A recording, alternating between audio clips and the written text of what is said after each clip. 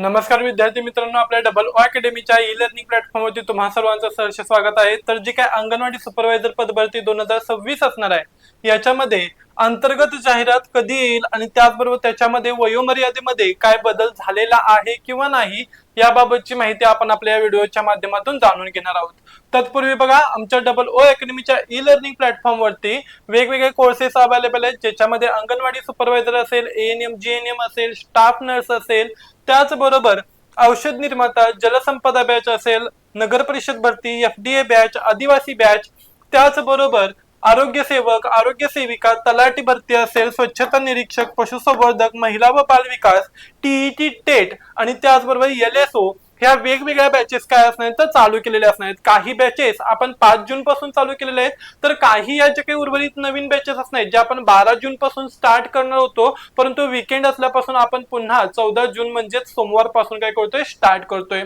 याच्यामध्ये ह्या all of दिस काय असणार तर ज्या काही नवीन बॅचेस असणार, या नवीन बॅचेस नवीन जीआर असतील, नवीन अभ्यासक्रम असेल, याच्यावरती काय असणार बेस्ड असणार आहेत। इवन दो काही जे काही कोर्सेस असणार आहेत हे आयबीपीएस, टीसीएस आणि एमपीसी यांचा एकत्रित जो काय असणार सिलेबस असणार, या एकत्रित सिलेबस वरती काय असणार आहे तर आधारलेला असणार आहे। बघा, याच्यामध्ये जे काय अंगणवाडी पर्यवेक्षिका पद असणार आहे, ह्या अंगणवाडी पर्यवेक्षिका पदाविषयी बोलतोय बघा। तर प्रामुख्याने ही जी काही पदभरती केली जाणार आहे, याच्यामध्ये मुख्य सेविका पदभरती किंवा सुपरवायझर असणार आहे। 2026 ची अधिकृत जाहिरात लवकरच काय असणार तर प्रसिद्ध होण्याची दाट शक्यता सांगितली जाते। महिला व बाल विकास विभागाकडून रिक्त पदांचा आढावा घेण्यात आलेला असून काही महिन्यातच म्हणजेच सर्वसाधारणतः काय असणार 2026 च्या उत्तरार्धात म्हणजेच जूनच्या एंडिंग पर्यंत किंवा जुलैच्या 15 पर्यंत काय असणार आहे तर ही ऍडव्हर्टाइज येऊ शकते। शैक्षणिक पात्रता आणि वयोमर्यादा, शैक्षणिक पात्रता आणि वयोमर्यादेमध्ये बघा, जी काही शैक्षणिक पात्रता सांगितली जाते ही मान्यता प्राप्त विद्यापीठातून पदवी पूर्ण असणं गरजेचे आहे। सुपरवायझर, मुख्य सेविका हे जे काही किंवा पर्यवेक्षिका जे काही पद आहे याच्यासाठी आपली पदवी पूर्ण असणं गरजेचे आहे। ओके, ज्याच्यामध्ये समाजशास्त्र, गृहविज्ञान, बाल विकास यांसारख्या विषयातील पदवीधरांना प्राधान्य दिले जाईल। त्याचबरोबर वयोमर्यादा साधारणपणे 18 ते 38 वर्ष इतके सांगण्यात आले। राखीव प्रवर्गातील महिलांसाठी काय असणार बघा, नियमानुसार 5 वर्षांची यामध्ये शिथिलता देण्यात आली आहे। निवड पद्धत ही भरती प्रक्रिया सरळ सेवा, बघा याच्यामध्ये 2 क्रायटेरिया असणार, एक सरळ सेवा आणि एक अंतर्गत पदभरती। ओके, तर जी काही सरळ सेवा पदभरती असणार या अंतर्गत स्पर्धा परीक्षेद्वारे आयबीपीएस किंवा टीसीएस ओके या पॅटर्न नुसार होण्याची काय असणार तर शक्यता असणार आहे।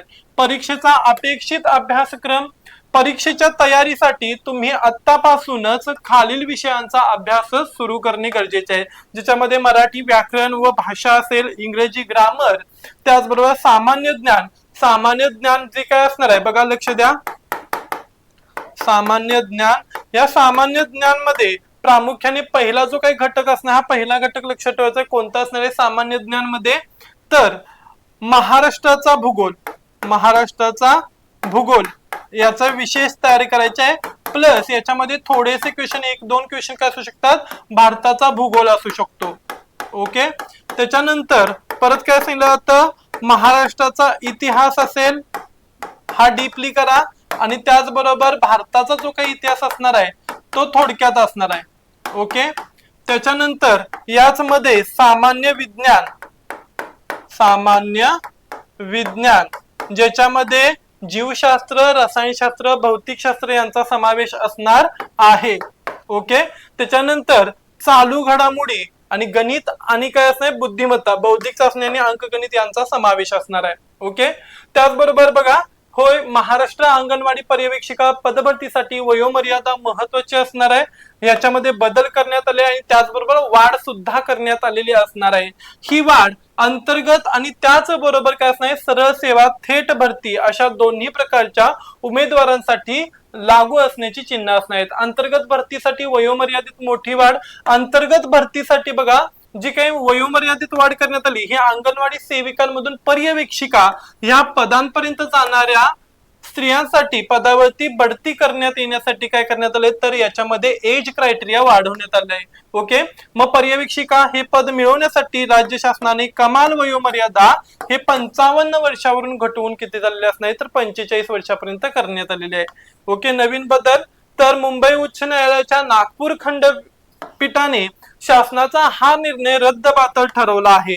यामुळे आता पुन्हा 45 वर्षांपेक्षा जास्त वयाच्या अनुभवी अंगणवाडी सेविका देखील पर्यवेक्षिका पदाच्या पदोन्नतीसाठी काय राहणार आहेत तर पात्र ठरतील।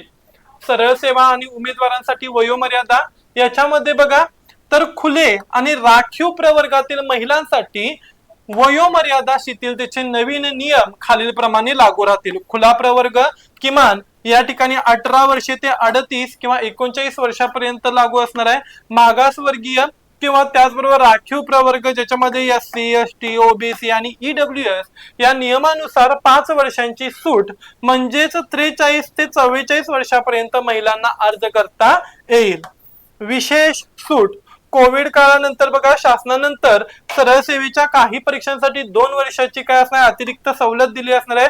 त्याचा फायदा या भरतीला सुद्धा मिळण्याची शक्यता असणार आहे। ओके, जर का तुम्हाला ही माहिती आवडली असेल, त्याचबरोबर सरळ सेवा पदभरतीमध्ये किती एज क्रायटेरिया असणार आहे, कोणता अभ्यासक्रम असणार आहे हे जर का तुम्हाला कळलं असेल तर लाईक करा, शेअर करा आणि त्याचबरोबर आमच्या O अकॅडमीच्या म्हणजेच ऑनलाईन ऑफिसर अकॅडमीच्या ई लर्निंग प्लॅटफॉर्मला सबस्क्राईब करायला विसरू नका। धन्यवाद।